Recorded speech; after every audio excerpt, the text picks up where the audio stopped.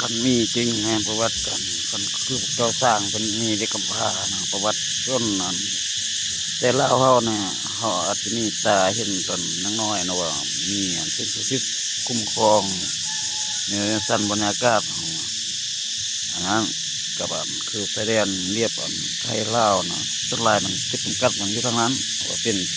ประเทศเพื่อนบ้านแต่มันมีสงครามคันสงครามก็เข้ามาทางไทยตลอดเป็นเป็นอเมริกาแม่งที่เป็นตกอย่างนั้นอันนี้แบบคือพวกเจ้าต้องสร้างให้มีมันได้กำพร้านี่แล้วต้องมีว่าเดือนดาวมู่นวงกุจรเอาพวกเจ้าเห็นจนหมดทุกสิ่งทุกอย่างมู่นวงกุจรเขาหากันตอนนั้นมันเกิดที่ไปพิวัตนักเลยนะมันเครื่องสุรมีเมี่ยงมัน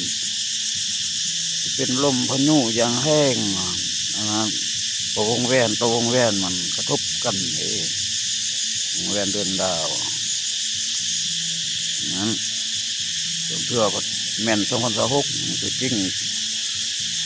แต่ค่อยอ้างคันนักก็ฉะนั้น26กับ29ยังบ่รอดพ้นง่ายเลย2026กับ2029หั่นแหละ